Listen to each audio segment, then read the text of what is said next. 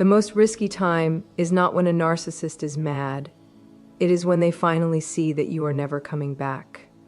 Because at that point, they do not chase you the way you might assume. They do not always plead. They do not always get angry.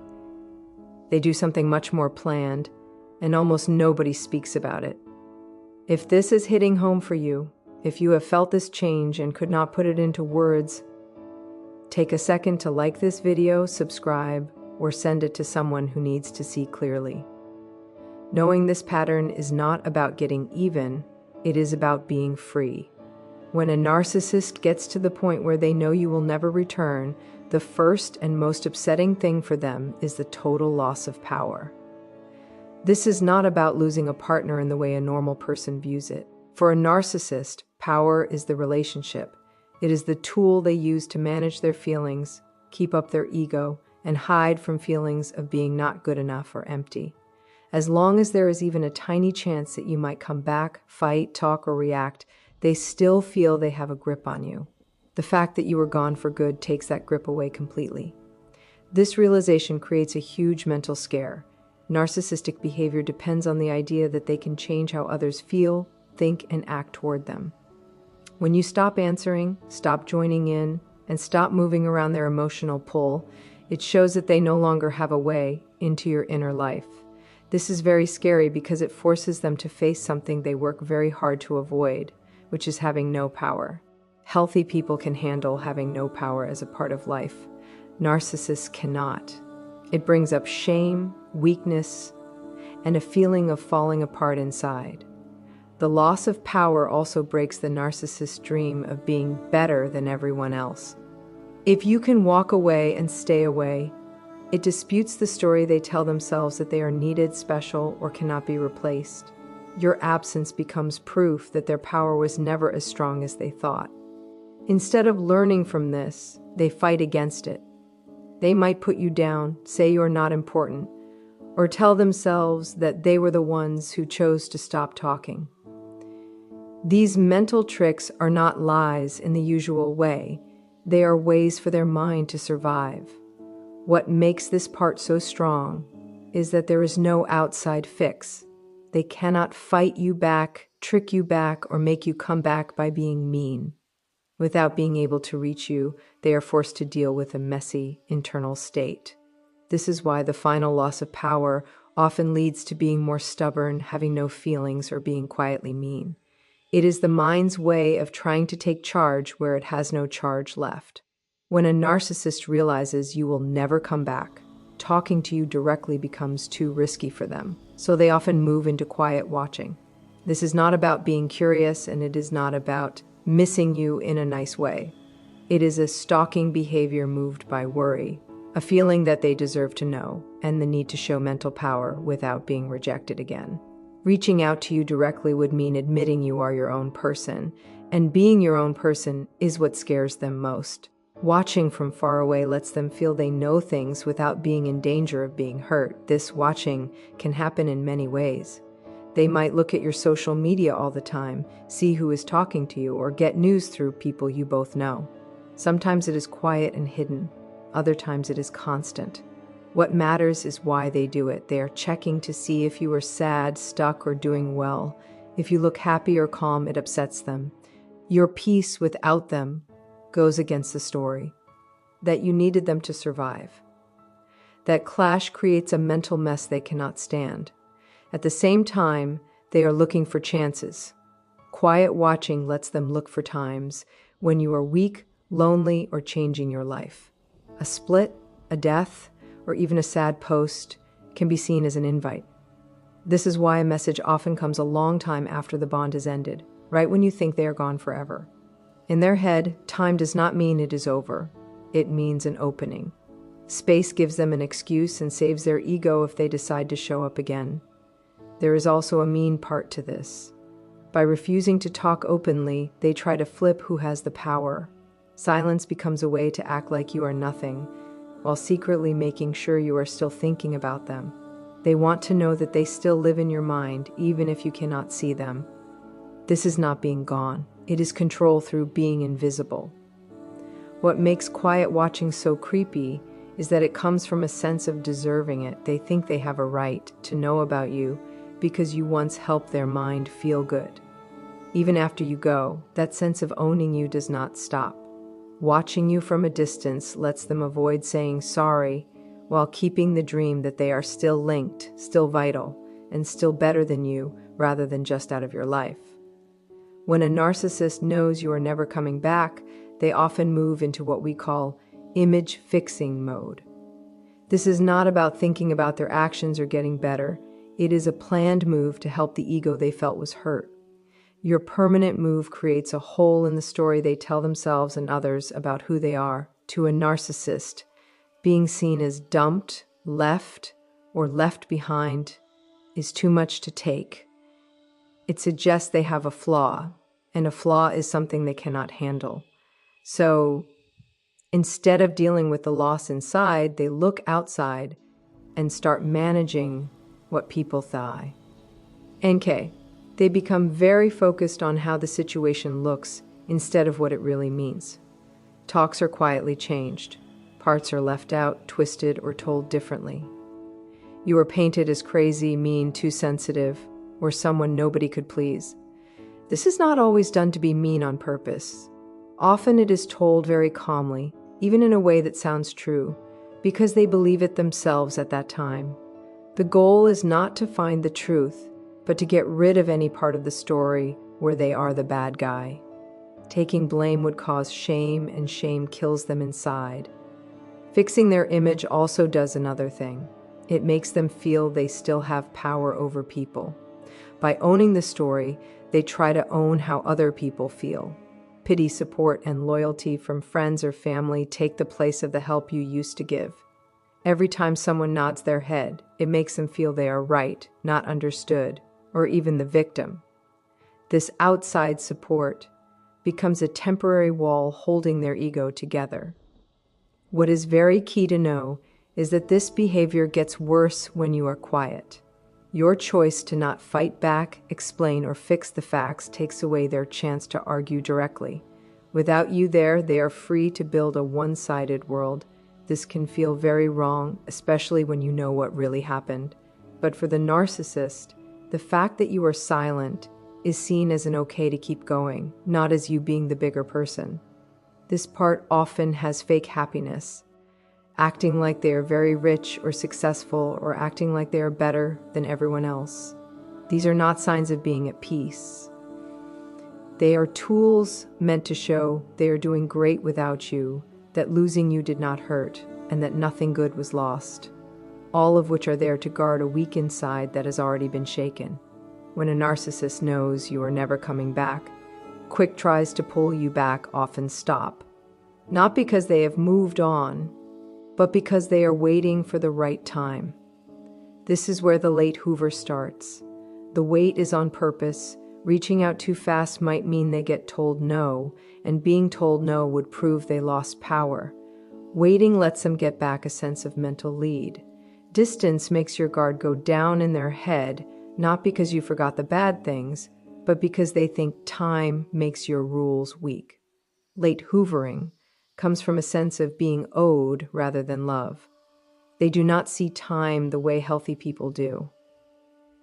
To them, relationships are not finished books. They are items put on a shelf. Even years later, they may feel it is okay to show up because they never saw the bond as two people who ended things. They saw it as a part of them that stopped working. The wait helps them keep the dream that they can get back in when things look good. These tries often show up in a quiet and indirect way. A boring text, a memory, a quick sorry without a real change, or a fake emergency meant to make you feel bad. The tone is often nicer than before because being mean did not work. What they are checking is not a fix, but if you will answer. An answer, even a nice one, shows that the door is not locked. That sign matters more to them than what is actually said. Late Hoovering also lets them change the past in their head. With enough time, they tell themselves the fight was both people's fault, too big, or fixed just by being apart. This mental change makes it easier to reach out without feeling bad. They are not coming back as someone who did wrong. They are coming back as someone saying hi, trying to end things well, or being nice. This change guards their ego while making you the one who has to decide how sweet, grown up, or kind to be. What makes late hoovering so hard to deal with is that it often happens when you are doing better. Being steady, growing, or not caring is a threat to their ego.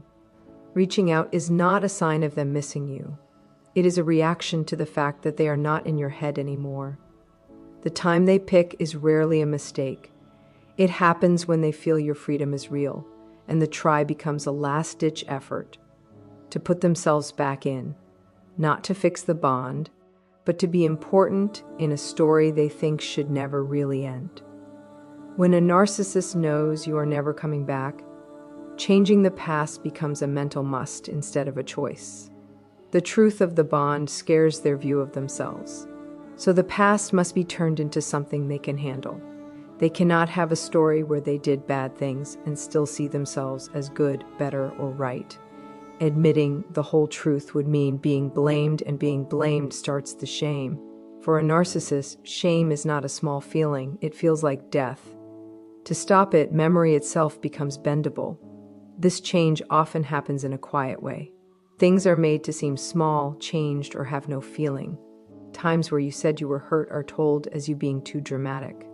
Rules you made are remembered as you being mean. Their mean or bad acts are turned into fair ways to act because of your supposed faults. Over time, this fake version of the past becomes the only one they can find. It is not that they are lying on purpose every single time.